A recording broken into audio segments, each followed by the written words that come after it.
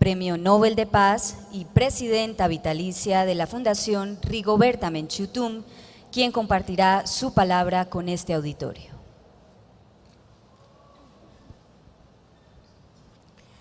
Sakarik chuchuyib, sakarik tatayib, seblahkin kikotik, inkaural, cherjun ihri, heimpetnak pishimuleu.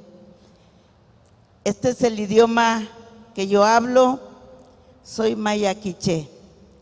No lo voy a traducir. Primero, quiero saludar a nuestro creador, nuestro formador, porque todos nosotros somos un ser espiritual, somos un ser material y somos un ser social. Si nosotros y nosotras cultivamos nuestra espiritualidad, seguramente podemos construir una perspectiva mejor de la humanidad. Si construimos nuestra misión social, no nuestra reacción frente a los conflictos, las crisis, las guerras, sino una construcción de misión social, de saber qué puedo yo hacer por los demás, qué tanto yo puedo hacer, y yo puedo hacer si yo sé quién soy. Si yo no sé quién soy, no puedo hacer mayor cosa. Entonces yo quiero iniciar este intercambio invocando esas tres grandes fuerzas que nos debe guiar en nuestra vida personal y en nuestra vida colectiva, ¿verdad? Que no nos olvidemos que somos energía. Si juntamos nuestras energías, seguramente podemos construir una perspectiva de futuro mejor. El sagrado día de hoy, según nuestro sagrado calendario maya, son 9 energías del Kej. El Kej es la orientación cósmica que tenemos cada uno de nosotros. No necesitamos ser mayas para poder entender un calendario cíclico de la vida que podemos poseer cada uno de nosotros. Primero, solamente hay que saber dónde sale el sol. Nosotros somos hijos del sol, somos hijos de la luz, y si invocamos la luz en todos los tiempos de nuestra vida, podemos mejorar nuestro liderazgo. Luego, saber dónde cae el sol, ¿verdad? Porque ahí reposa una memoria interminable de la propia humanidad, pero también donde reposan nuestros sagrados difuntos. Entonces, esa visión local de nuestro quehacer y de nuestra existencia es muy importante en tomar una decisión como la decisión por la paz. Muchas veces pensamos la paz como el resultado de una guerra, y eso es equivocación. La paz es equilibrio, es armonía. Si yo estoy en armonía, seguramente voy a irradiar armonía a los demás. Si yo estoy bien conmigo mismo, voy a poder contribuir mejor a los otros. Es decir, el cambio empieza por cada uno de nosotros si queremos ser un constructor de paz. Somos complementarios. Aquí aprovecho para saludar al señor gobernador. Somos complementarios. Es una autoridad de poder electo por ustedes, ¿verdad? También aquí el señor alcalde, somos complementarios. Qué bueno que las dos autoridades municipales y departamentales están con nosotros. Pero también aquí el trabajo que han hecho las mujeres de la Secretaría de la Gobernación y la Secretaría Municipal, pues también sin ellas no se puede organizar este tipo de eventos. O sea, la complementariedad.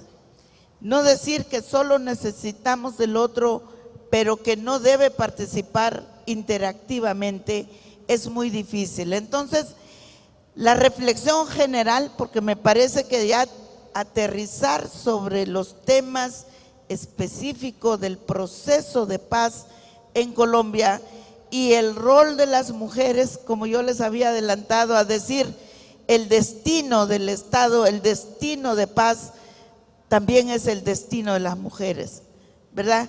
Es nuestro destino, pero hay que entender que tenemos entonces una contribución personal que hacer. Yo digo como mujer, muchas mujeres hemos batallado día a día en el campo de las conflictividades, intentamos mediar o intentamos facilitar o intentamos negociar, y como ustedes ven, cada quien tenemos un rol diferente.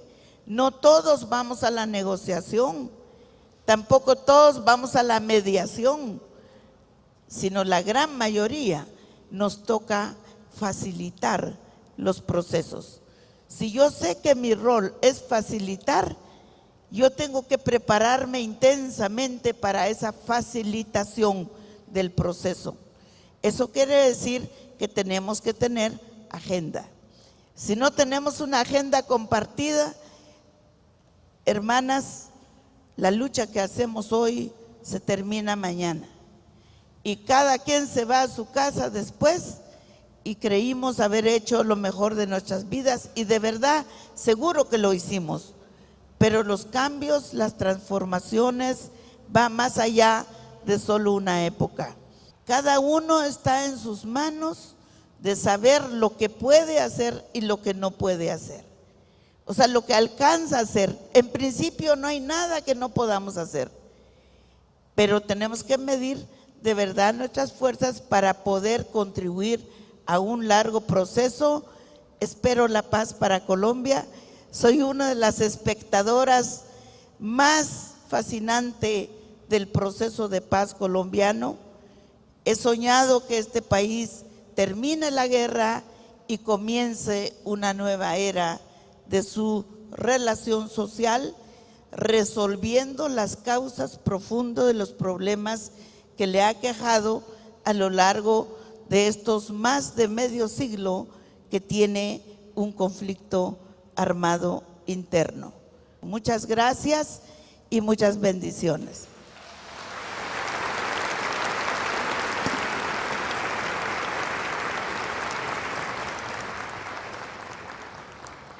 Muchas gracias a la doctora Rigoberta Menchú Tum. Damos paso ahora a la señora Nigeria Rentería Lozano, alta consejera presidencial para la mujer y representante del gobierno en la mesa de negociación en La Habana, para que nos comparta su palabra esta mañana.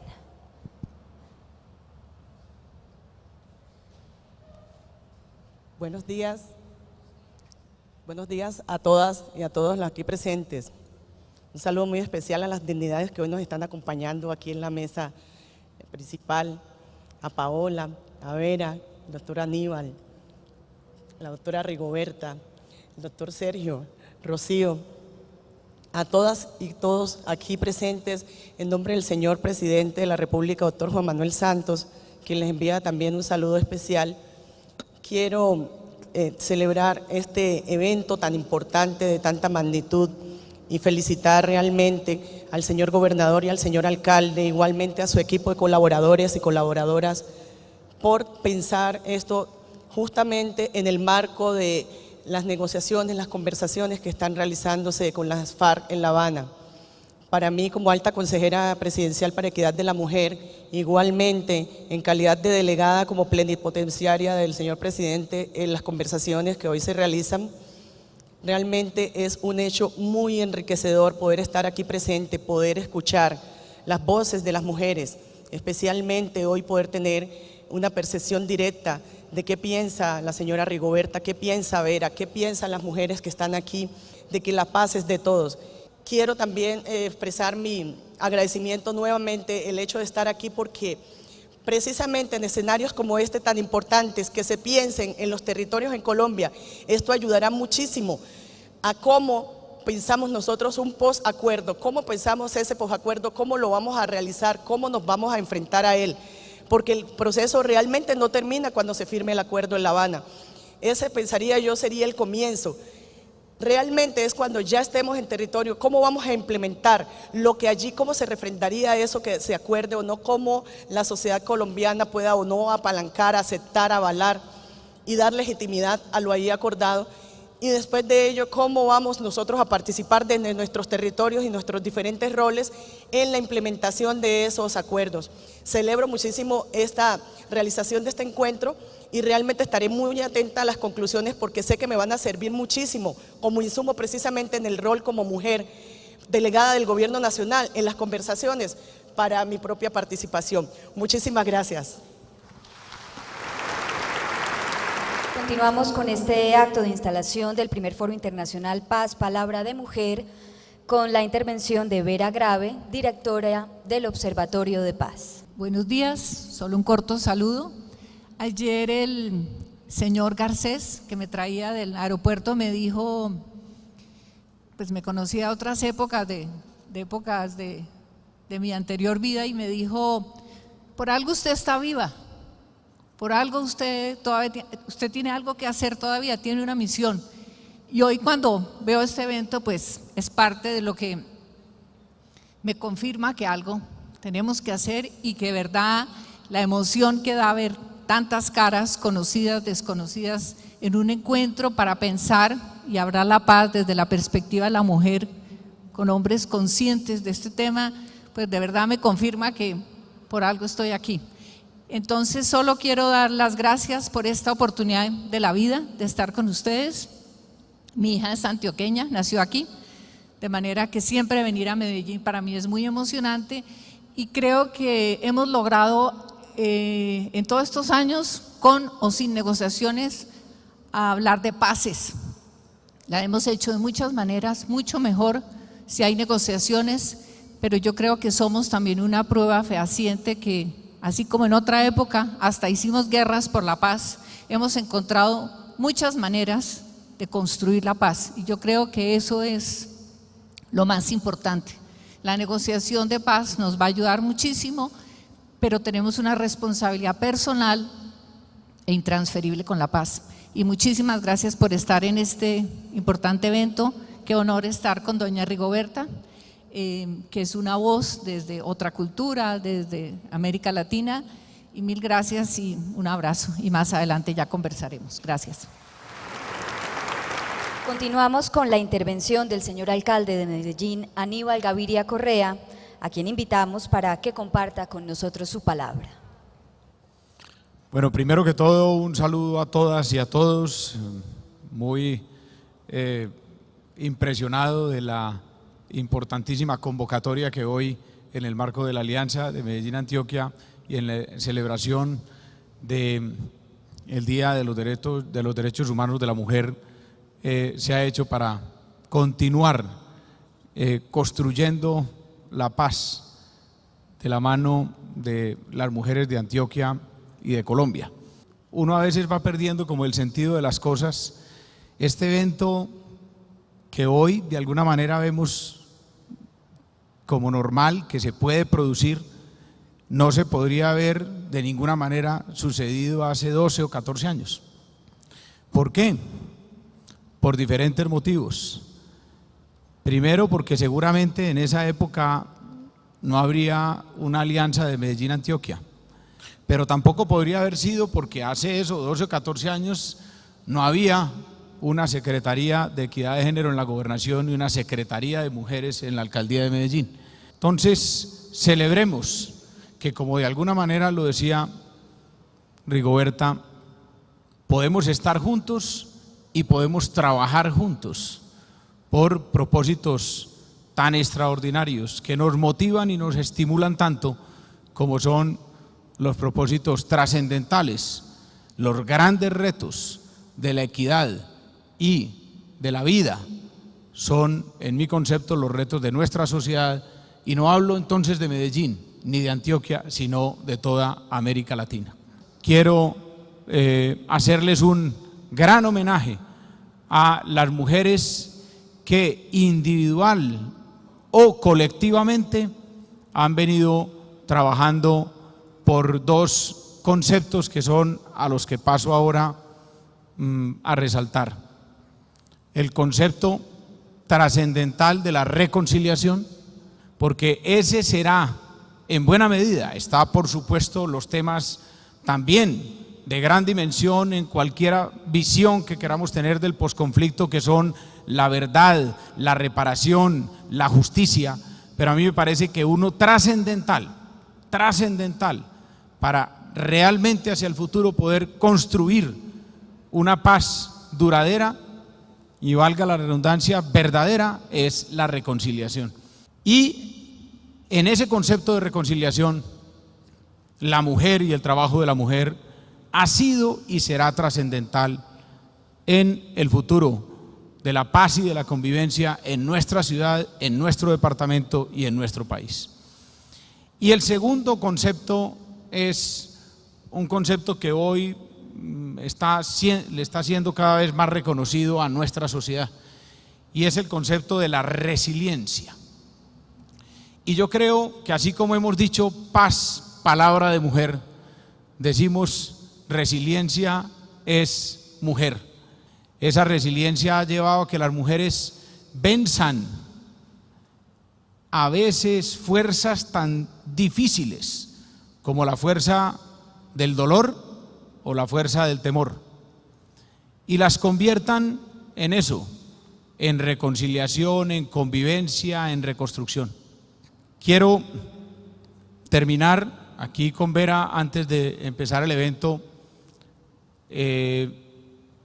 Hablábamos un poco de experiencias con mi hermano Guillermo Gaviria Correa, y por eso quiero terminar con una frase de él desde el secuestro, y dice, abro comillas: la Antioquia nueva que tanto pregonamos solo será una realidad totalmente nueva el día en que hombres y mujeres, por igual, idénticos en derechos y obligaciones, no solo por la ley, sino por identidad humana, logremos comprender que solo juntos y paritariamente podremos hacer realidad nuestro sueño de construir la sociedad que merecemos y que merecen nuestros hijos e hijas.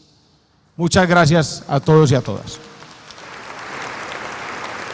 Bien, para finalizar este acto de instalación, invitamos al señor Sergio Fajardo Valderrama, gobernador de Antioquia, para que comparta su palabra con este auditorio. Muy buenos días. Es un gusto estar acá con ustedes hoy, con estas mujeres extraordinarias, cada una con su historia, cada una con su color, que muestra lo que somos nosotros en esta tierra. Yo todos los días pienso, creo que dentro de lo muy pronto después de despertarme me viene a la mente la frase Antioquia la más educada. Yo siempre me pregunto, ¿por qué estoy en esto? Y entonces, pues naturalmente viene a mi mente Antioquia la más educada, y una expresión que estamos trabajando dentro de ese proyecto nuestro de prepararnos para la paz desde hace ya más de un año. Vamos a pasar la página de la violencia. Siempre me digo, todo esto que nosotros estamos haciendo es para pasar la página de la violencia. Yo hago parte de esa generación que crecimos en este mundo violento dentro de todas estas condiciones que conocemos muy bien todos nosotros. En Antioquia le hemos visto la cara a la violencia, por acá por nuestro territorio que tanto queremos, es el lugar naturalmente que en Colombia hay más víctimas, y aquí la hemos visto todas las formas. Y es una responsabilidad, porque la paz pasa por los territorios en Colombia, pero la paz de Colombia pasa por Antioquia. Si no la escribimos en Antioquia, aquí no va a haber paz en nuestro país, porque de acá, de nuestro territorio, con todo lo que queremos, han salido algunas de las expresiones más violentas, y eso nos duele, pero lo tenemos que reconocer. El poder de los violentos ha sido y es el miedo, que nos hacen dar miedo, y con el miedo nos someten, y cuando nos someten nos quitan la dignidad, nos arrodillan, y en esas circunstancias nos quitan dentro de la dignidad algo muy importante para poder ser libres como seres humanos, que es la capacidad de soñar. Nosotros no podemos soñar, a nosotros no nos dejan soñar, los violentos no nos dejan pensar que existe otro mundo distinto, sino que estamos en el que ellos nos están escribiendo. Pero tenemos un reto monumental, porque se nos va a decir, y lo estamos viviendo, decir, la mujer tiene la capacidad del perdón, que va en contra de la rabia. La mujer tiene la capacidad de volver a tejer, de construir, del cuidado, pero hay un reto adicional y este es el que siempre me tiene a mí pensativo, porque vamos a pasar la página de la violencia, pero vamos a escribir la página de la inteligencia, de la decencia y de las capacidades. Entonces tenemos que ser capaces, porque la paz ¿para qué? La paz ¿para qué es? Para pasar a escribir esta otra página. Y entonces las mujeres que están construyendo, que están ayudando a reparar en perdón, toda esta construcción que estamos haciendo, al mismo tiempo vamos a otra página. ¿Y quién va a escribir esa página? Vamos a escribir esa página con las palabras de la mujer, con el rostro de la mujer. Es un cambio muy grande, porque estamos en una sociedad injusta que sabemos que es desigual y que hay una discriminación profunda, planetaria, pero en particular entre nosotros, de discriminación con respecto a las mujeres. Y al mismo tiempo entonces tenemos que salir de las víctimas a las capacidades, y lo tenemos que escribir con las mujeres. No va a ser para volver a mantenerlas otra vez en el mismo espacio de la desigualdad. Y ese es un reto muy grande, que lo tenemos que pensar desde ahora. Tenemos que sanar, tenemos que construir, pero reconstruir relaciones, cuidarnos, pero al mismo tiempo urgente, es muy urgente. Pero aquí tenemos una oportunidad extraordinaria para nosotros en Colombia de pasar esta página y las mujeres como protagonistas, no solamente del dolor de la víctima, de cuidarnos y de levantarnos, sino de empezar a escribir esa página ya. Y eso es muy difícil, eso es un reto muy grande, porque nosotros en Colombia llevamos décadas donde las voces que escuchamos son los violentos y sus compañeros de vida que son los corruptos, pero no vamos a hablar de los corruptos hoy, pero terminan siendo iguales. La página del dolor está escrita, la del miedo, la de la destrucción, la de la rabia, todo eso está escrita. Esta la tenemos que escribir con rostro de mujer, con palabras de mujer, y esa tarea es la que le da sentido a hablar de paz. Y vamos entonces a hablar de igualdad, de libertad y de construir una sociedad justa. Y no será justa si no somos capaces, hombres y mujeres, de escribirla en otro tono, en otra nota. Entonces, a disfrutar este día, y de nuevo a ustedes, mujeres, muchísimas gracias. Para dar inicio a la agenda académica de este primer Foro Internacional Paz, Palabra de Mujer, escucharemos a continuación a Rocío Pineda, secretaria de Equidad de Género para las Mujeres de Antioquia, y a Paula Tamayo Castaño, secretaria de las Mujeres de Medellín, quienes presentarán su posición desde los gobiernos que representan frente a los procesos de paz. Bueno, muy buenos días. Un abrazo a cada una y a cada uno. Vamos a ver si tenemos tiempo en el transcurso del foro. Estamos muy contentas, Paula y yo, de este escenario que hemos abierto desde nuestros gobiernos a la palabra de las mujeres. Yo quisiera, Paula, que de manera muy breve, porque estamos retrasadas, nos cuentes cómo fue que empezamos esta idea. Lo primero fue juntarnos y decidir que, independiente de todos los temas que sabemos que tenemos en la agenda de género y que debemos de trabajar con y por las mujeres, con la Secretaría de Equidad de Género y desde la Secretaría de las Mujeres, dijimos hay que aprovechar dos asuntos fundamentales, que tenemos Alianza AMA, que nuestros gobernantes nos están diciendo hagamos cosas juntos, y segundo, que las mujeres tenemos derecho a la paz, y que lo venimos haciendo hace mucho, mucho tiempo, y venimos construyéndola, tejiéndola, sosteniéndola y persistiendo en el hecho de que la merecemos. Entonces dijimos, privilegiemos el tema de la paz, digámosle al gobierno nacional, aquí estamos, queremos participar activamente, queremos hacer parte de los diálogos, pero también queremos que sepan que Antioquia y Medellín están preparados para pensarnos un posconflicto. Yo creo que es primera vez que ambos gobiernos, a través de estas dos secretarías, trabajamos tan estrechamente por un interés común y lo estamos jalonando las mujeres. Aquí estamos entonces las anfitrionas, gobierno municipal, gobierno departamental. Esta es nuestra gran casa de Antioquia, que desde el gobierno, desde una posición de poder que manejamos hoy Paula y yo, colocamos los recursos públicos, los impuestos de la ciudadanía, provocando un escenario para que las mujeres puedan tener un eco acerca de la opinión, lo que piensan y cómo nos soñamos la paz y cómo estamos construyendo la mentalidad de la paz desde dos gobiernos que tienen el compromiso de prepararnos para la paz desde los territorios. ¿Qué le podemos decir a nuestro público de dos instancias de primer nivel, Secretaría de Equidad de Género, Secretaría de las Mujeres, siglo XXI, hablando de paz y de posconflicto en Colombia? ¿Cuál es nuestra responsabilidad? Nosotras estamos aquí por las luchas de todas las mujeres que nos han antecedido, que están trabajando hoy en día. Nosotros, los avances que tenemos en ser parte de los gobiernos, es parte de esa transformación poderosa de las mujeres en el siglo XXI. Necesitamos dar un salto en los avances de las mujeres y tenemos la oportunidad en este contexto de la paz.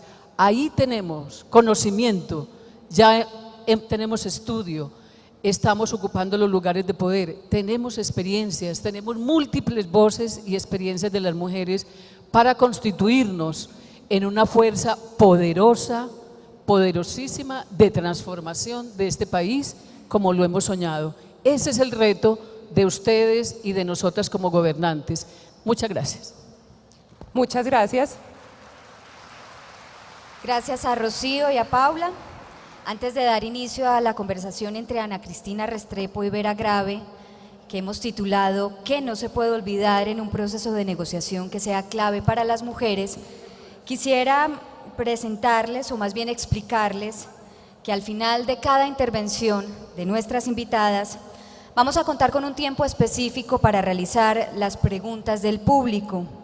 Estas preguntas pueden hacérselas ustedes mismos, a las personas que están como panelistas o como invitadas. Para esto tenemos 3 micrófonos que han sido distribuidos a lo largo del auditorio en 3 puntos específicos. Si ustedes los ubican, a las personas de logística van a entender que pueden solicitar el micrófono, solicitar la palabra al final de cada intervención para hacer 3 preguntas por micrófono, es decir que tendríamos 9 preguntas al final de la intervención de cada una de nuestras panelistas. Para garantizar la claridad en las preguntas, obviamente las invitamos y los invitamos a ser muy concretos, son preguntas, no exposiciones.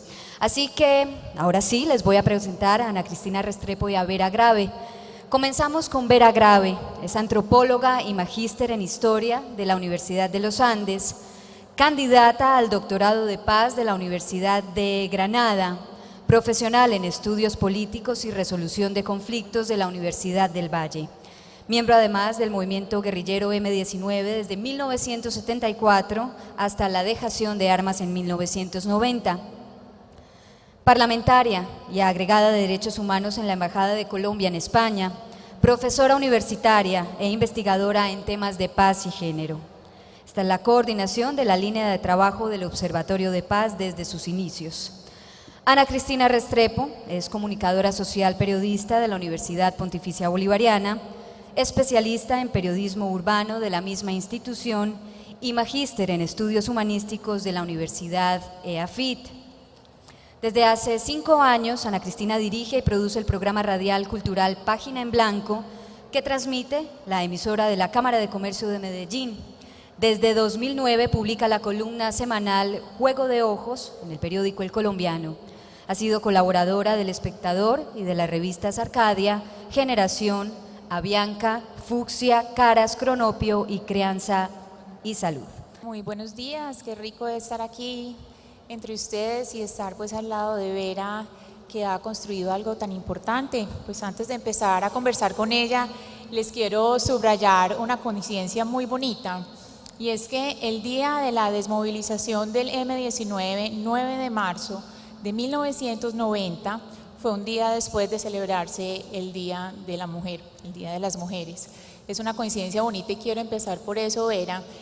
Hay como algo que tenemos en la cabeza que pensamos que el hombre es criatura de guerra y la mujer criatura conciliadora. ¿Qué hay de cierto en eso ya cuando se está dentro del conflicto y fuera de él? Pues, no. ¿Aló? Sí. Pues yo creo que es como una tensión. Yo creo que obviamente desde la perspectiva de la mujer muchas cosas, incluso en la guerra, se ven distintas. Yo me acuerdo que un compañero muy querido, Álvaro Fallat, a mí cuando yo hablaba me decía que por qué no ponía voz de hombre. Entonces, de hecho, eso ya generaba como Hay una manera de ser distinta, ¿cierto? Eso no quiere decir que las mujeres no podamos ser o no seamos guerreras. O sea, también ese mito de decir que las mujeres por naturaleza somos pacíficas y los hombres guerreros, pues creo que es bueno cuestionárselo, porque si no, no le damos una posibilidad también de transformación a los hombres. Es decir, de nada sirve que solamente se empodere la mujer, que solamente ella sea líder de la paz, si no transformamos el conjunto de la sociedad. Pero obviamente hay toda una discusión frente a lo que llaman el maternaje, la ética del cuidado, la tendencia a la vida en las mujeres, y pienso que es un debate importante que no está cerrado, pero yo sí creo que yo prefiero plantear las cosas desde la perspectiva de la cultura. Es decir, hay una cultura de la cual ocupamos lugares distintos, y el feminismo ha sido un ejemplo de transformación cultural que obviamente implica miradas incluyentes, una mirada diversa, una mirada de transformación para todos, pero donde obviamente las mujeres tenemos una gran posibilidad y una gran responsabilidad. ¿Cómo cambia la vida como mujer cuando está, como dijo ahorita, en esa otra vida? ¿Cómo cambia cuál es todos esos rituales de mujer o ese diario vivir, esas rutinas que cambian? Entre guerra y paz, pues obviamente las estructuras militares y las estructuras de guerra son verticales, son patriarcales, tienen mucha simbología muy masculina, y obviamente la tendencia a adoptar ese tipo de conductas, ¿cierto? Por exigencia, por esto.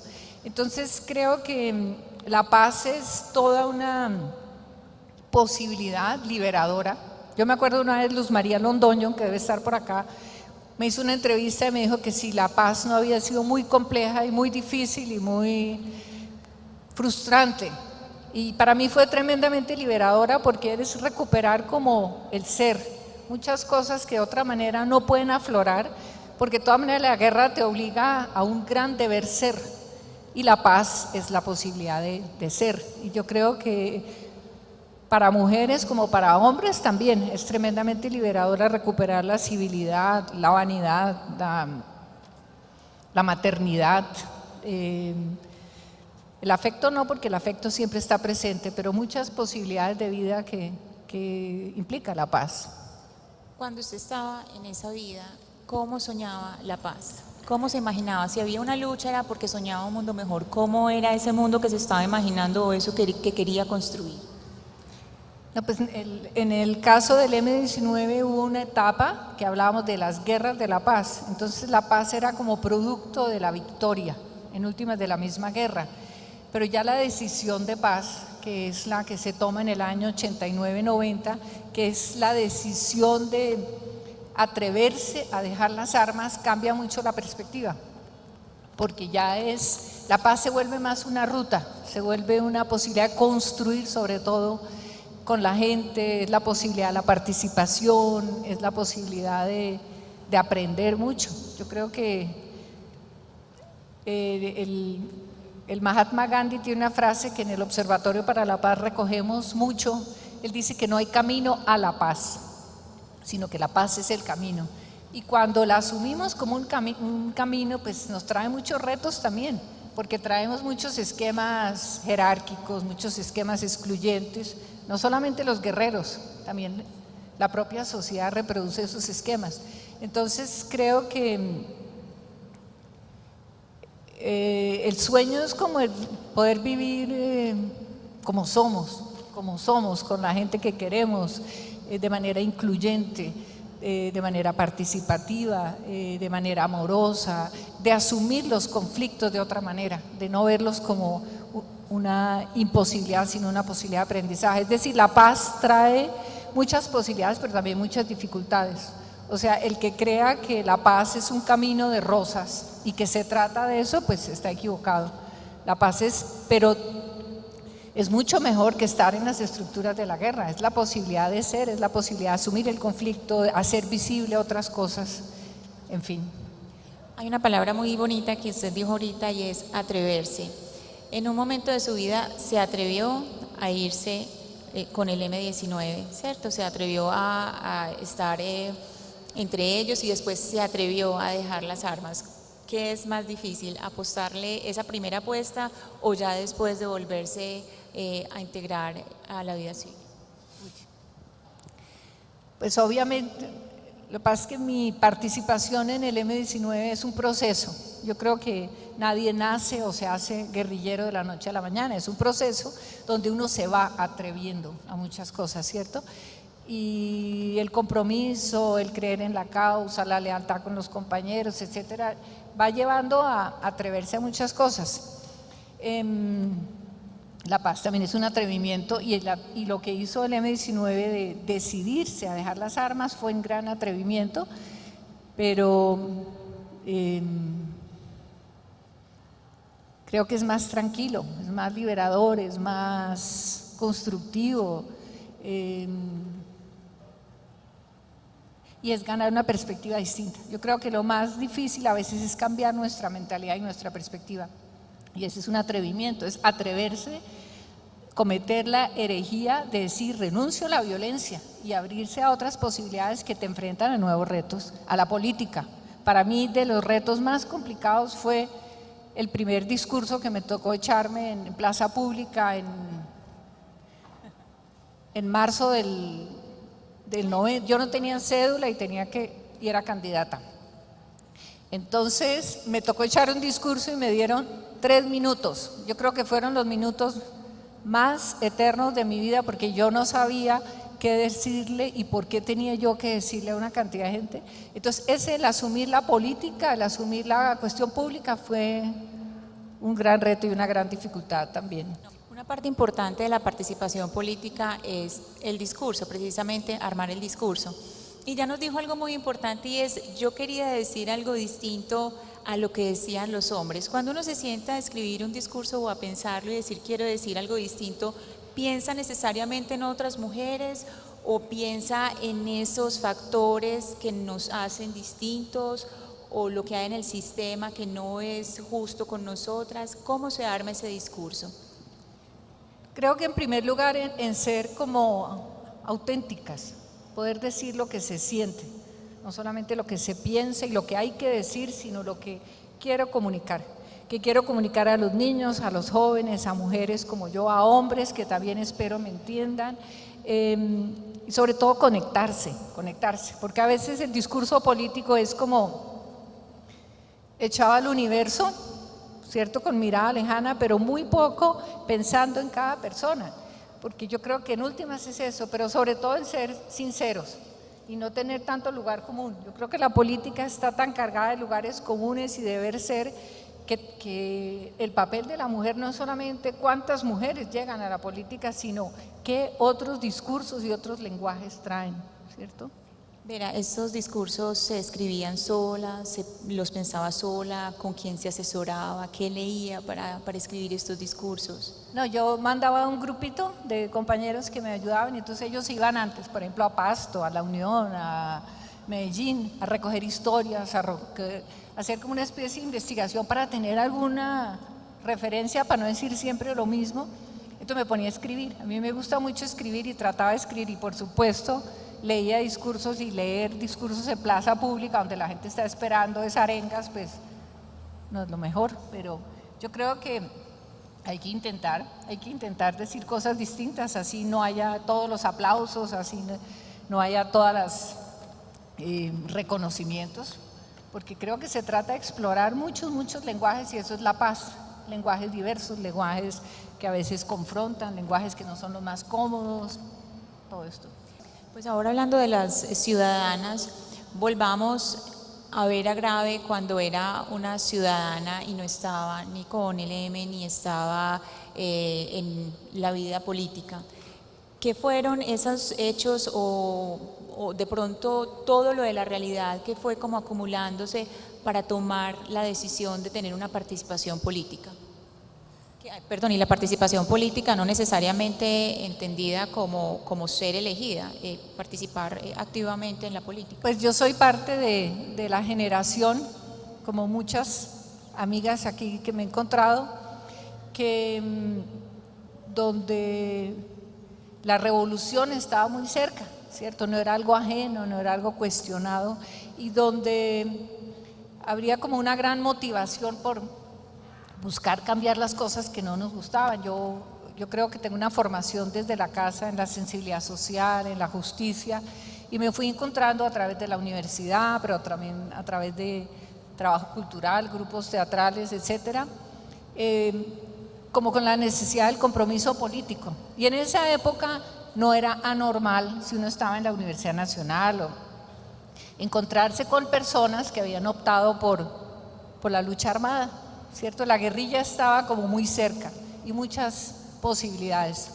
Y realmente en esa búsqueda de cómo cambiar el mundo, eso estaba ahí como a la orden del día. Estaba la Revolución Cubana, estaba el ejemplo de Che Guevara, estaban muchos. Era un tema que no era ajeno como a la agenda política, y en esa medida me fui.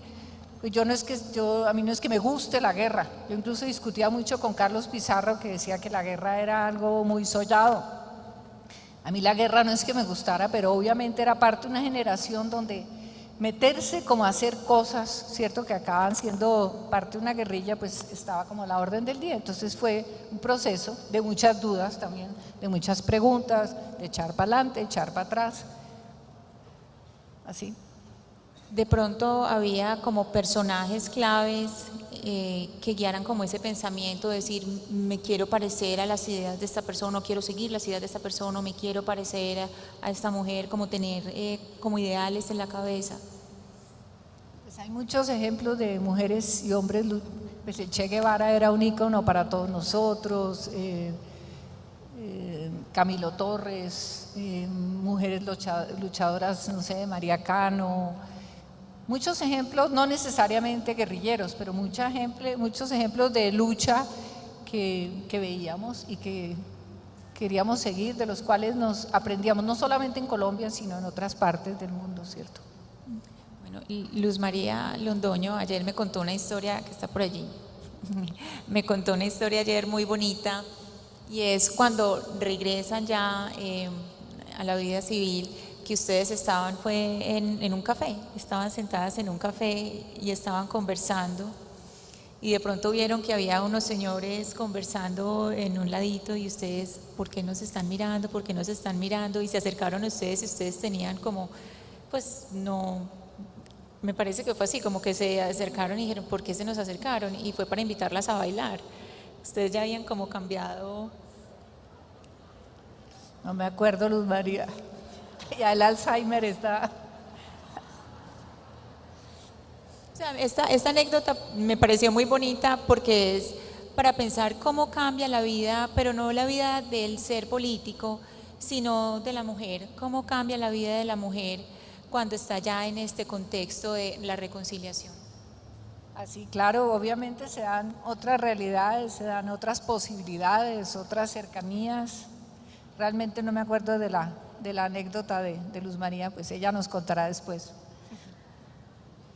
Pero entonces ya cuando hay esa necesidad o ese deseo de participar políticamente, hay unos mecanismos de resistencia de los hombres. ¿Cuáles fueron esas dificultades que se encontró ya para participar activamente en la política?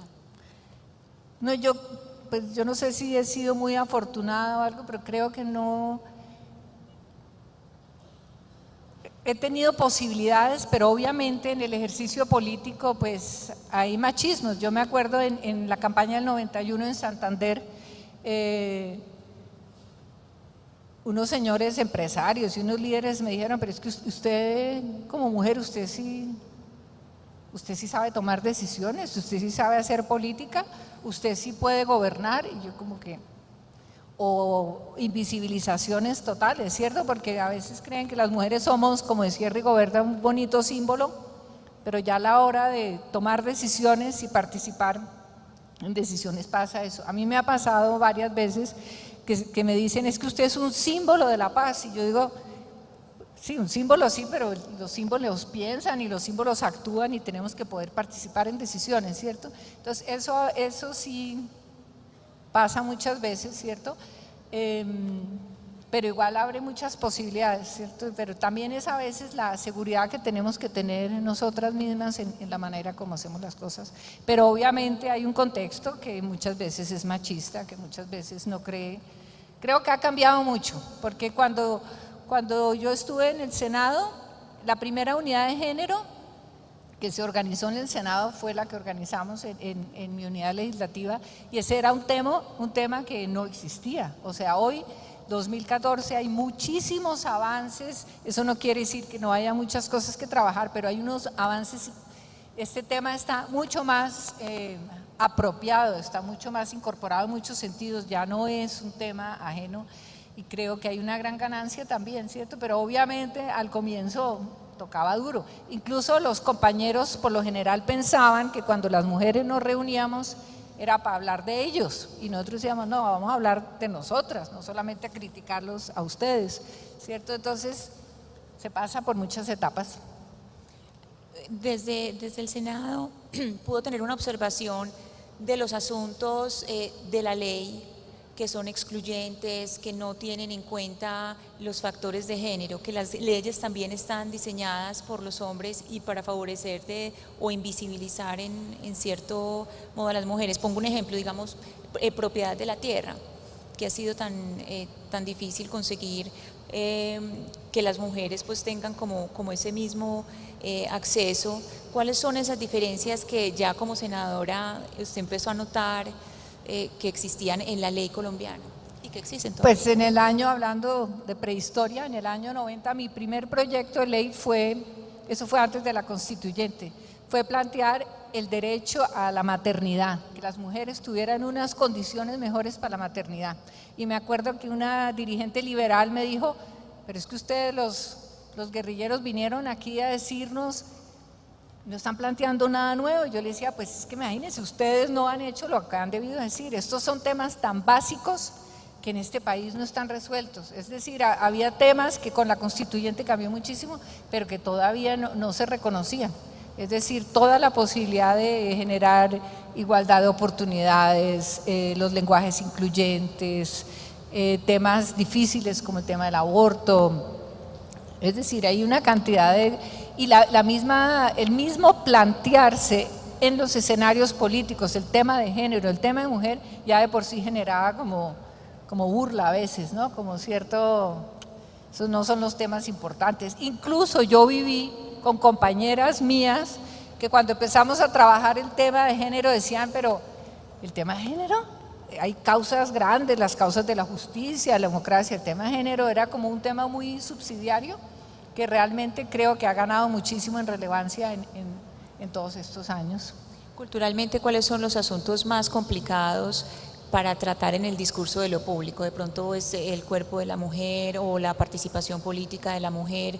¿Cuáles son como esos asuntos más delicados o que crean más resistencia a la divulgación o cuando se están proponiendo? Pues yo creo que los temas que más tabú tienen, ¿cierto? Yo creo que temas como la sexualidad, temas como los derechos reproductivos, temas como el poder, temas como las pautas de crianza, es decir, todo lo que afecta de alguna manera a los estereotipos y los esquemas instalados y que sobre todo tocan la intimidad, que en últimas donde se dan los grandes cambios también, esos son los temas más difíciles, pero creo que son los más importantes, porque si no afectamos nuestro ser, si no cambiamos nuestras emociones, nuestras mentalidades, pues los cambios se quedan, la paz se queda de dientes para afuera y realmente los temas que tocan como con nuestro ser, con lo que más nos importa, ¿cierto? Vera, ¿qué ha observado del proceso de La Habana? ¿Cuál es su observación personal? No solamente en la participación de las mujeres, sino del proceso. Pues yo creo que el solo hecho que se dé el proceso ya es muy importante porque durante mucho tiempo dejamos de creer que era posible que las FARC se sentaran en una mesa de negociación. Y yo creo que el hecho, así querramos saber más o a veces no tenemos la información suficiente o reclamamos que la sociedad pueda participar más, yo creo que es muy importante que se esté dando, ¿cierto? Que se estén abordando los temas que hay que abordar. Lo que uno esperaría es que el tema de la política fuese no solamente para discutir cómo las FARC se reinsertan a la vida civil, sino cómo generamos otros esquemas políticos, cómo toda esa marginalidad campesina, etcétera, pueda realmente entrar a un nuevo diseño político, porque las elecciones pasadas mostraron eso, que sigue habiendo un país muy ausente de las elecciones y que de alguna manera, aunque eso no sea toda la democracia, implica una participación muy precaria, un ejercicio ciudadano muy reducido a veces, ¿cierto? Entonces yo creo que pues apostamos a que ese proceso se dé, ¿cierto? Pero nos gustaría saber un poco más. Y lo del tema de la mujer, que creo que es lo que nos convoca, creo que la participación de la mujer, que estén mujeres ahí es importante, pero también mujeres que tengan una conciencia de los temas de mujer, de género, que se atrevan a plantear cosas, porque en los ámbitos de la guerra hablar de estos temas de género a veces es bastante difícil, ¿no? Pero hay que abrir espacios y yo creo que le apostamos a que funcione el proceso. Esta participación a veces desde las redes sociales da la impresión de que hay una cierta lejanía, y ahorita usted nos dijo algo muy bonito y es ir a los lugares, no solamente enterarse, es decir, no solamente quedarse en la indignación mediática, sino que hay que tener ese contacto con la gente. Esa es una de las primeras lecciones, pienso yo, que estamos mirando acá, la necesidad de estar ahí. Y hay algo muy interesante que creo que aquí también, que es el pacto cívico, el pacto ético por la paz que se está dando, que es una iniciativa de mujeres desde las más diversas orillas, que han generado toda una dinámica súper importante que creo que tiene que ser reconocida, ¿cierto? Donde participan políticas, sociedad civil, personas que han estado en la policía, el ejército, es decir, es un espacio diverso, importantísimo, que tiene que ser visible. Bueno, pero yo digo, no es solamente si lo llevamos a La Habana, sino cómo lo hacemos visible aquí. O sea, yo prefiero hablar de paces, o sea, aquí no solamente es la paz de La Habana, sino lo que todos los días hacemos, los cambios culturales que buscamos generar, los programas educativos, los ejercicios participativos que hacemos, los nuevos discursos, el tema ético. Es decir, yo creo que no podemos ahora, porque la gran crisis del proceso de paz la vez pasada es que cuando se frustró, que esperamos que esta vez no se frustre, el movimiento civil por la paz se quedó sin libreto. Y yo creo que tenemos una responsabilidad y no podemos delegar la paz. La paz no solamente es la de La Habana, aunque es muy importante, sino es la que tenemos que construir, porque hay muchas violencias, pero también hay muchas paces. Y las mujeres creo que tenemos un rol fundamental, que es el trabajo en la vida cotidiana. Ahí es donde se dan los cambios y eso es fundamental. En las prácticas, en las maneras de criar a los hijos, en los lenguajes, en las relaciones, en la manera de entender el poder. O sea, la paz en el ámbito cotidiano es una posibilidad inmensa de transformación, donde además todos podemos ser activos, porque la angustia que a veces generan los procesos de paz es: ¿y yo qué hago ahí? Yo no voy a ir a La Habana, va a Nigeria, y ella seguramente se lleva la fuerza de todas nosotras, pero nosotras mientras tanto, ¿qué hacemos? Pues tenemos que seguir en nuestros procesos educativos, políticos, participativos, civiles, de cambio y sobre todo de transformación social y política. Ahí con la paz hay una palabra especial que a muchos les produce rabia o temor, y es la palabra perdón. El perdón es complicado para muchos. Alguna vez entrevisté a una poetisa irlandesa y ella decía: no, yo acepto a los del IRA que se reinsertaron en la vida civil, pero no les perdono. ¿Cómo procesar ese perdón? ¿El perdón es necesario o se puede alcanzar la paz sin el perdón? Pues depende de la paz, porque esa paz obviamente tiene un límite, ¿no? Porque si no hay procesos de reconciliación honrados, pues puede haber lo que se llama una paz negativa, es decir, paramos la guerra, dejamos las armas, pero seguimos con nuestras heridas, con nuestros dolores, con nuestras rabias y nuestros resentimientos. Y yo creo que lo que necesitamos es sanar muchísimas cosas, tanto la gran cantidad de víctimas, ¿cierto?, pero también la sociedad en muchos sentidos. Obviamente, para que exista perdón, también quien ofrece o pide perdón, eso también tiene que ser recibido, ¿cierto? Lo que nos ha pasado en el caso del M, y toco un tema espinoso con el Palacio de Justicia, que hemos dicho muchas veces ¿cierto? Que pedimos perdón por lo que nos compete a nosotros. Pero si del otro lado eso no se recibe, pues el proceso queda incompleto. Pero yo creo que eso es fundamental. Es decir,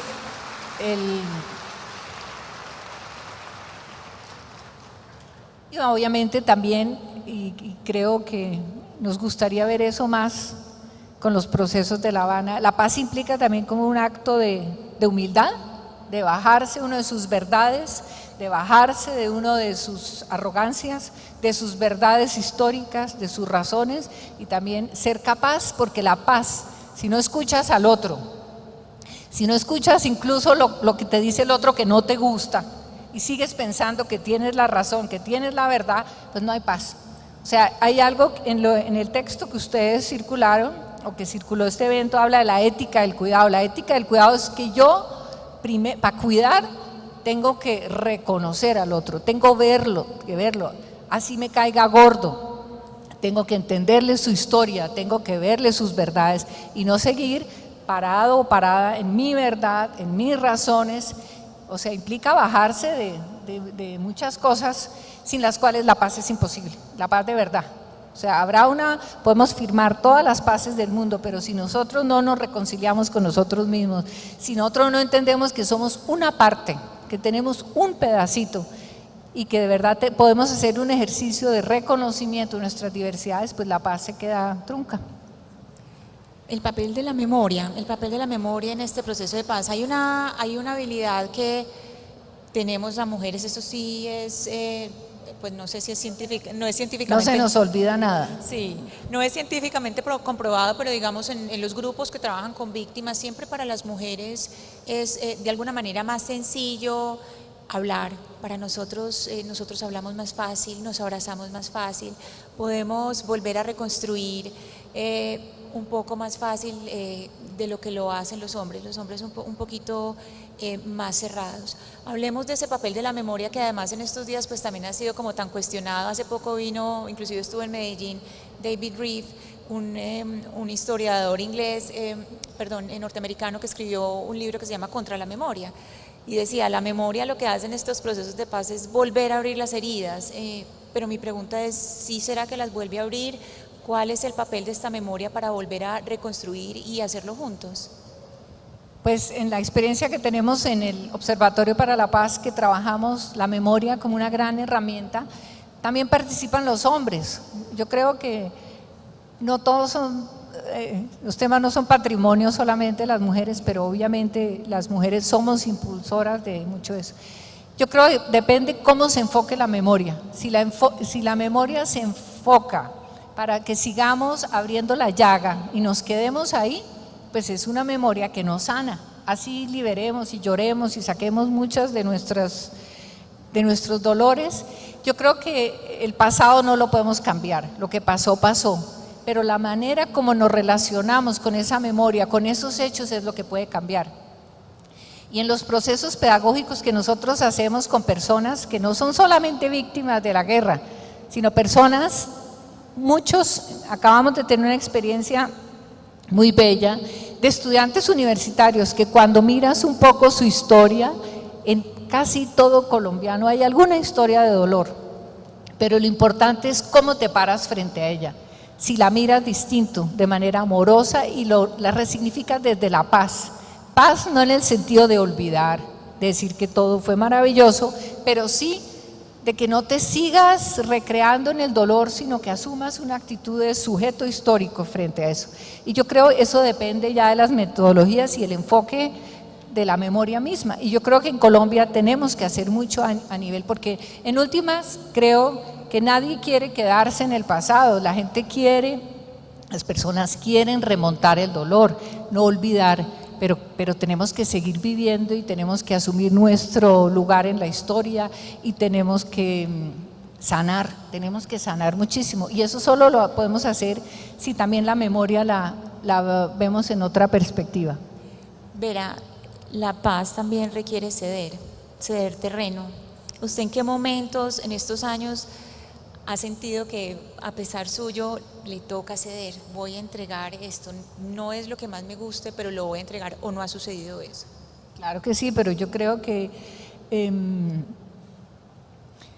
hermana es budista y ella, hace muchos años hablábamos y entonces yo hablaba de la paz y que nuestra paz no significó la derrota, ni la entrega, y entonces ella me decía, bueno, ¿y si hubiera sido así? ¿Qué pasa? Si hubiera sido así, ¿qué tiene? O sea, porque creo que a ver la paz la seguimos viendo y la política siempre desde el que gana, el que pierde, desde lógicas de guerra. Y yo creo que la paz implica que nos paremos de otra manera y estemos dispuestos a entregar y no tener siempre la razón y reconocer al otro y ver al otro y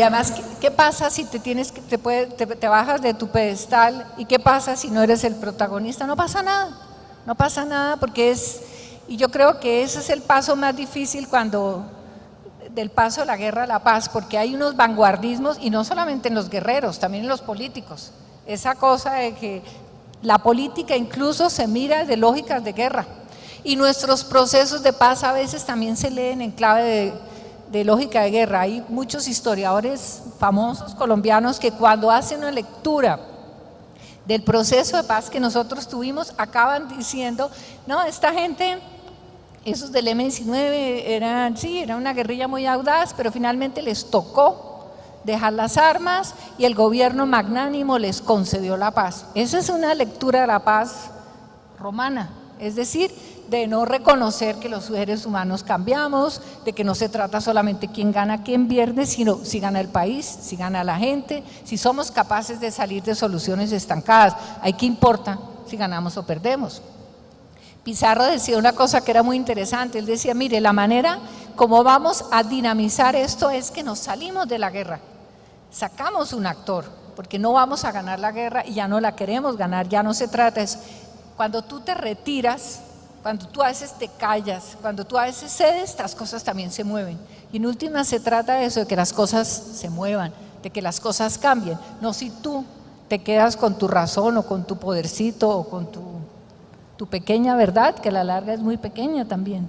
Las mujeres sí podemos ser un factor dinamizador o que agilice el proceso en La Habana. Claro que sí, estando en La Habana o estando aquí. Yo creo que este evento, algo tendrán que llegar los ecos a La Habana, pero así no nos escuchen en La Habana, aquí estamos, ¿o no?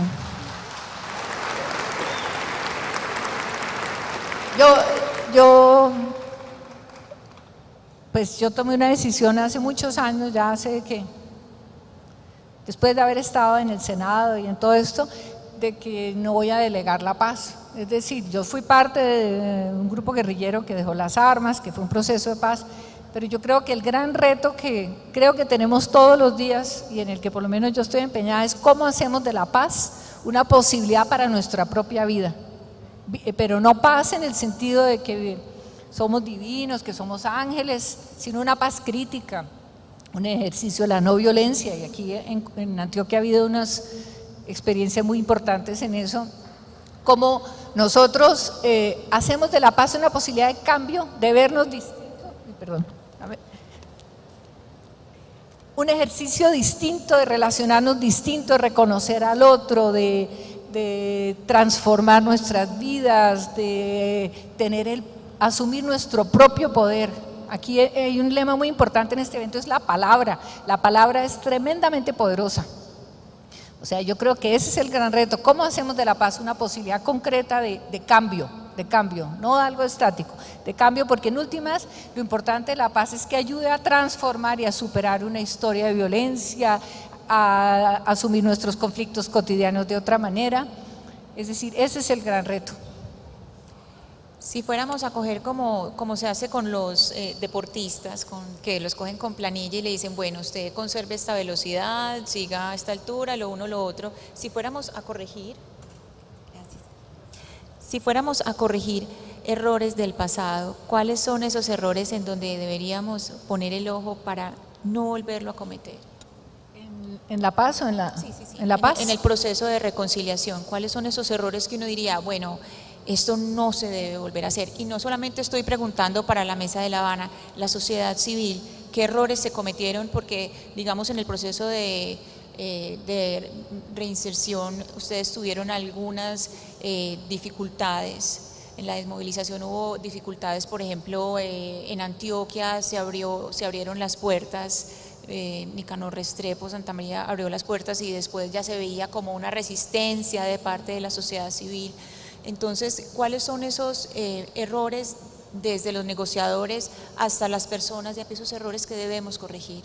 Pues yo creo que tiene que haber un diseño completo, porque la dinámica política, que fue como la que marcó la pauta en los procesos de los 90, es importante, pero también hay que cuidar mucho lo que se llama el proceso de reinserción, la vida de cada una de las personas que deja, los cambios de mentalidad que hay que generar, los procesos educativos, que fueron uno de los logros de ese proceso, pero que obviamente son muy importantes, hay que cambiar la mentalidad.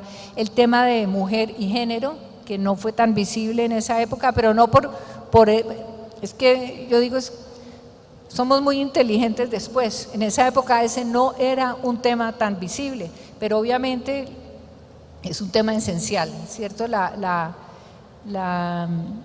Todo el tema de género, de mujer, etcétera, aunque Pizarro tuvo un gesto él cuando se empezaron a pensar las listas para quienes salíamos de la guerrilla para presentarnos a elecciones, él decía que las mujeres, que se debía hacer una lista exclusiva de mujeres porque las mujeres habíamos sido más estudiosas, éramos más preparadas.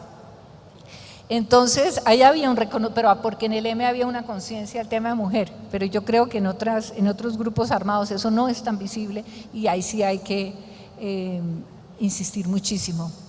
¿Qué otros temas? En no pensar que hay que hacer diseños de largo aliento, por eso a mí no me gusta mucho la palabra posconflicto.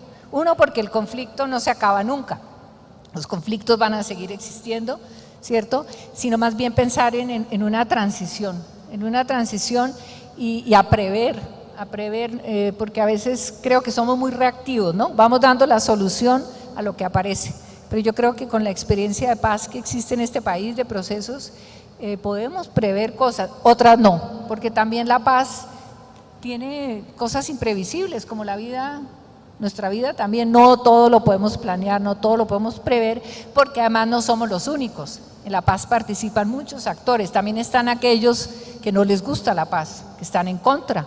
O sea, esto es una cuestión dinámica que implica además estar abiertos y no esperar que además que la firma de un acuerdo sea la varita mágica, que sea la solución a todos los problemas. Yo creo que implica una mentalidad muy, muy abierta. Esa mentalidad abierta y ese poder de la palabra,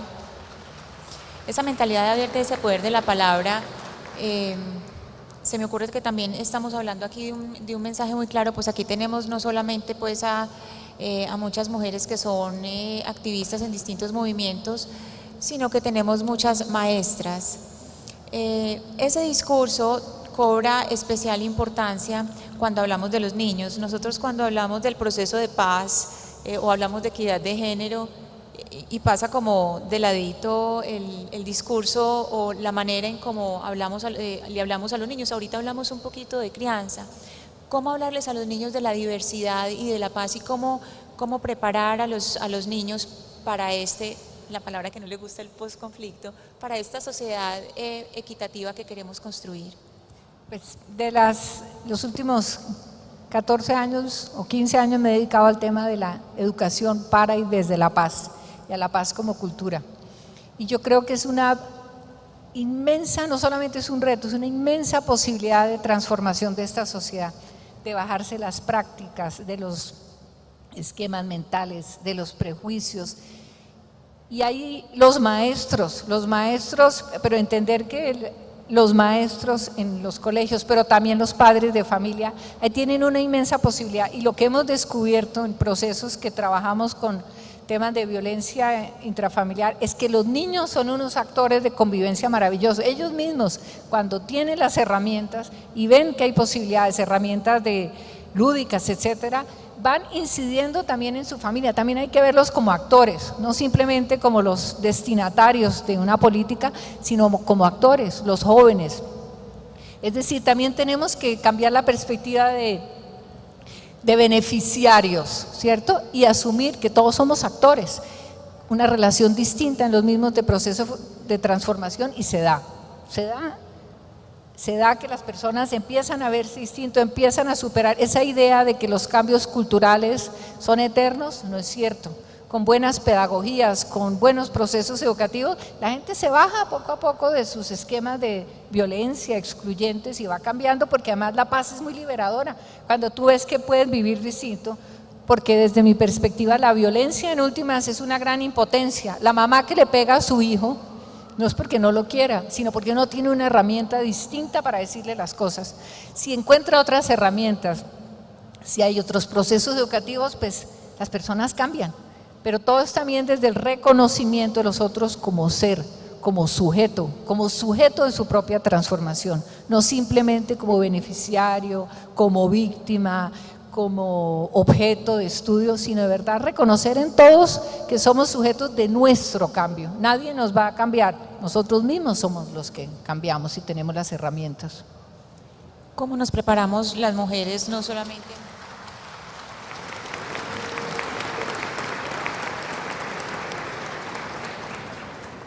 La educación es la forma de preparación básica de la mujer para la paz, ¿o hay otras herramientas además de la educación? No, hay muchas, hay muchas. Estamos hablando mucho desde la pedagogía, pero también si miramos fuera del marco, ¿cómo podemos abordar esa aproximación?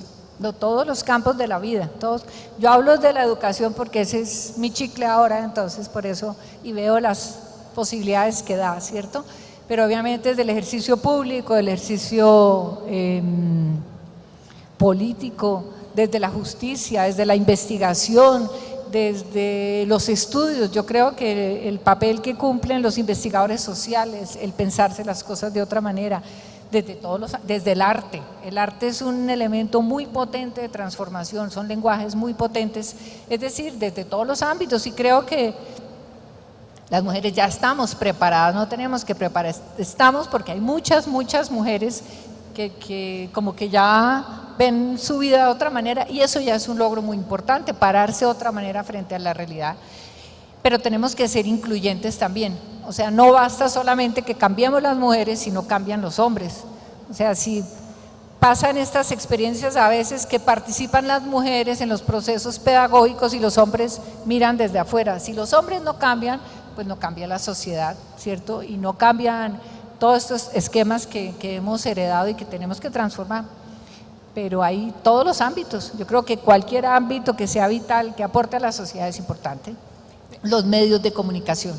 Los medios de comunicación, yo creo que a veces no son conscientes de la manera como tratan los temas, ¿cierto? Si los tratan a profundidad o no, si caen en los esquemas, si reproducen la violencia, y no la violencia porque cometan la violencia, sino por la manera como cuentan las historias. Los periodistas tienen una responsabilidad inmensa de contribuir a la paz, y hay las mujeres periodistas, por supuesto, también. Hablemos del observatorio. ¿Del observatorio? El trabajo que se hace en el observatorio. Bueno, el Observatorio para la Paz es a pesar que a doña Rigoberta no le gusten las ONGs, pues yo creo que somos muy importantes las ONGs, ¿cierto? Entonces, el Observatorio para la Paz es una iniciativa de generar un espacio de reflexión y pensamiento que hicimos personas que veníamos de los procesos de paz de los años 90, es decir, exguerrilleros, más personas que venían desde el Estado, de la sociedad civil, y empezamos a hacer una experiencia de seguimiento a procesos de paz.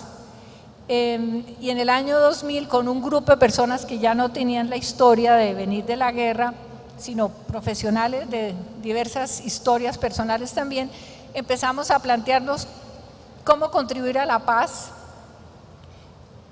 como pedagogía, es decir, cómo hacer. Antonio Navarro Pizarro tenía una frase que creo que es muy diciente, no decían el cambio para la paz, sino la paz para el cambio, es decir, cómo pararnos desde la paz para generar el cambio. Entonces nos pusimos a mirar en Colombia cuando se hablaba de paz, de qué se estudiaba en las universidades, y descubrimos que el 95% cuando se habla de paz se acaba hablando de guerra o de violencia. Entonces dijimos, vamos a ver si la paz existe, porque por lo general la paz la vemos como el resultado de el camino al final del túnel, lo que va a llegar, lo que vamos a alcanzar. Y dijimos, no, hagamos de la paz un nuevo paradigma para ver nuestra realidad, nuestra historia, nuestra ética, nuestra educación. Y entonces desde ahí hemos generado programas de transformación cultural, programas educativos, un bachillerato de paz para personas desplazadas, estrategias de superación de violencia en la familia, alfabetización, todo buscando hacer de la paz una posibilidad de cambio cultural, porque pensamos que ahí es donde están, y ahí están los grandes cambios posibles, y ahí es donde cada uno de nosotros puede ser activo, en tu familia, en tu trabajo, en tu institución, en tu comunidad, contigo misma, es decir, y ese es el observatorio, es un esfuerzo de transformación cultural, es una organización pequeña, pero creo que es una idea de mucho desafío, porque es cambiar la cultura. ¿Quiénes los han acompañado a ustedes en ese trabajo? El trabajo lo hemos hecho con profesionales, lo hemos hecho a veces con cooperación, a veces en convenios con el Estado y sobre todo con la comunidad, con las personas comunes y corrientes, no importa su estrato social, no importa si son desplazadas, si son estudiantes, etcétera, y vemos que ofrece unas posibilidades de cambio maravillosas y sobre todo de darle a la paz un sentido cotidiano, que creo que es fundamental. Y ahí es donde la mujer es súper importante, porque la vida cotidiana a veces es lo más importante que tenemos, pero no le damos la visibilidad que debe tener. Bueno, finalmente pues tenemos muchas asistentes que seguramente quieren hacer muchas preguntas, pero antes de las preguntas una última, Vera, y es, desde que usted tenía 20 años, a los 20 años, ¿usted cómo definía una mujer revolucionaria? ¿Y cómo define hoy el ser una mujer revolucionaria? Pues cuando tenía 20 años ser revolucionaria era luchar por la revolución como había que luchar en esa época con las armas, con la lucha armada. Y yo hoy creo que ser revolucionaria es coherente conmigo misma y siempre verme como que yo también tengo que cambiar todos los días, es decir, no soy una persona acabada, siempre estoy aprendiendo y sobre todo pienso que la paz es un gran paradigma de cambio, inmenso, y ese es nuestro gran reto. Albert Einstein tiene una frase maravillosa, él dice, no podemos esperar que una mentalidad y una cultura que nos ha generado los problemas que tenemos sea ella misma la que los resuelva, es decir, nuestros problemas no los podemos resolver con las mentalidades viejas que a veces tenemos, también tenemos que estar dispuestos a cambiar nuestra mentalidad y ver los problemas de otra manera. Vera Grave, mil gracias. Desde el enfoque de la paz y presente el dicho de que historia que se olvida es historia que se repite, ¿considera usted que Colombia y la rama judicial ha olvidado y perdonado realmente la toma y retoma del Palacio de Justicia, cuando pienso yo que ese hecho atroz fue el comienzo de un ataque que no termina hoy?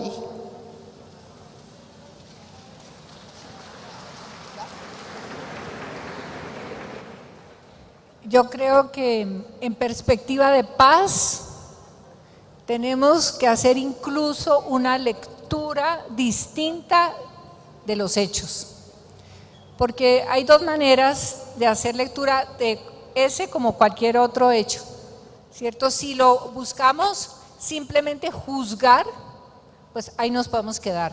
Eso no quiere decir que no haya responsabilidades. Pero yo creo que los hechos históricos hay que comprenderlos sobre todo, porque si no nos quedamos pegados al pasado.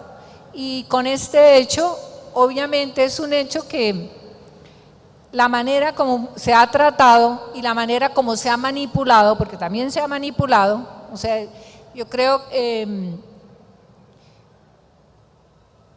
muestra cómo debería tratarse las cosas de otra manera. Yo creo que hablar de la rama, creo que no podemos generalizar todo en la vida, ni la rama, ni los militares, yo creo que la paz implica también hilar más fino, mirar más detalles, mirar fisuras y sobre todo superar la simple postura de culpables. Yo creo que una cosa son la responsabilidad, otra cosa son siempre la lectura desde las culpas. Con eso no pretendo minimizar este hecho, pero yo creo que también ese hecho hay que aprender a hacerle una lectura en clave de paz y en clave de reconciliación. ¿Cierto? Porque siempre tendremos razones para volver a meter el dedo en la llaga, pero yo creo que no se trata de olvidar.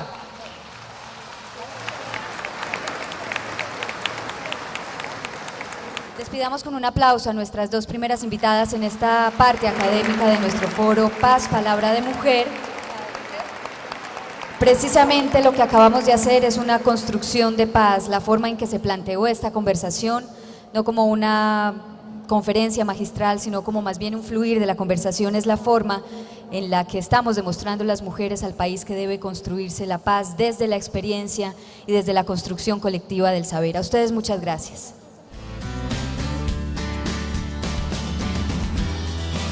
Foro Internacional Paz, Palabra de Mujer, con Rigoberta Menchú, Premio Nobel de Paz. Porque los actores del conflicto necesitan a las autoras de la paz.